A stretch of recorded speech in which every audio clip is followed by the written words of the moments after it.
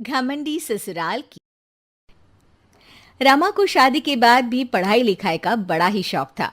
वो टीचर बनना चाहती थी।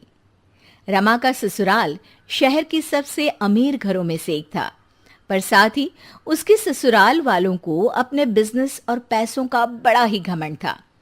शादी के कुछ वक्त बाद रमा अपनी सास के पास अपनी नौकरी की बात करने जाती है। अरे रमा, तू यहाँ? क्या हुआ? सब ठीक तो है ना? जी मम्मी जी, सब ठीक है। मम्मी जी, आपसे कुछ बात करनी थी। अरे रमा, अब तू बात करने को भी पूछेगी क्या? बोल पगली, जो भी बोलना है। मम्मी जी, अब तो शादी को काफ़ी समय भी हो गया है और घर में सभी काम के लिए नौकर लगे हैं। मैं सारा दिन घर पर बोर हो जाती हूँ मम्मी जी। मैं नौकरी करना चाहती हूँ। अरे, ये क्या बोल रही है तू? नौकरी? क्या कमी है तुझे रमा?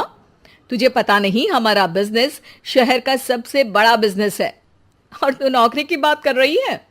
लोग क्या सोचेंगे कि इतना बड़ा बिजनेस, इतना पैसा होने का भी क्या मतलब, जब घर की बहू को भी नौकरी करके खुद का खर्चा उठाना पड़ रहा है।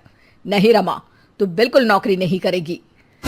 पर माँ जी, मैं टीचर बनना चाहती हूँ। पागल हो गई है बहू? इतने बड़े बिजनेसमैन की पत्नी और बहू टीचर? देख रमा, तुझे पैसे चाहिए तो मैं तुझे देती हूं, पर ये नौकरी की बात तू अपने दिमाग से निकाल दे।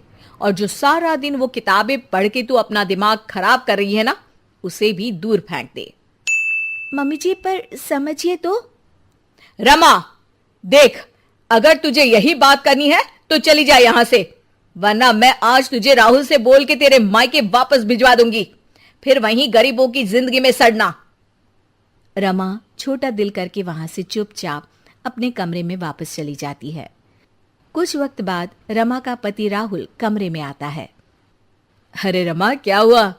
इतना शांत क्यों हो आज? क्या हुआ, मैडम को शॉपिंग पे जाना है क्या? नहीं जी, बस यूं ही। अरे बोलो भी रमा, तुम्हारा यूं शांत रहना मुझे अच्छा नहीं लगता। रमा पति के सामने नौकरी करने की बात रखते हुए कहती है, सुनिए ना, मैं नौकरी करना चाहती हूँ।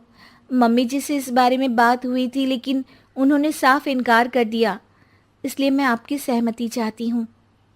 राहुल रमा की बात सुनकर जोरों से हंस पड़ता है।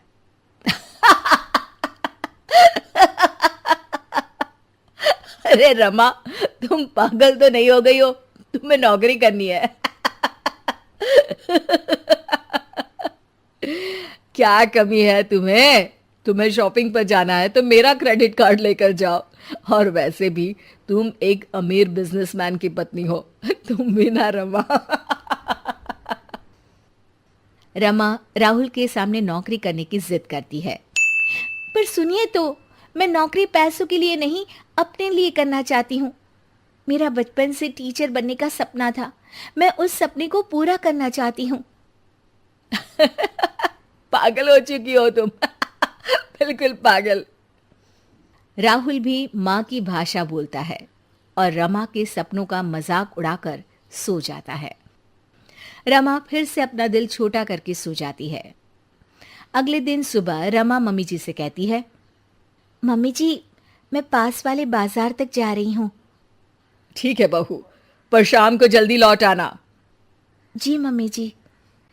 रमा सामान लेने मार्केट जाती है। तभी उसे रास्ते में एक पोस्टर दिखता है जिस पर लिखा होता है, टीचर की ज़रूरत है।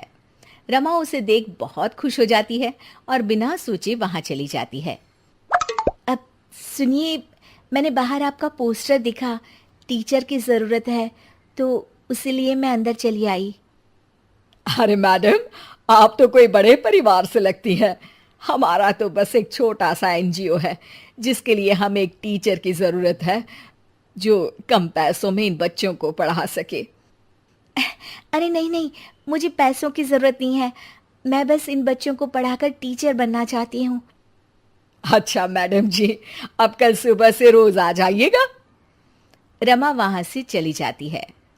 अगले दिन, मम्मी जी, मेरी सहेली नई किटी पार्टी खोल रही है, तो मुझे कुछ दिन रोज उसके यहाँ जाना है। क्या मैं जा सकती हूँ मम्मी जी?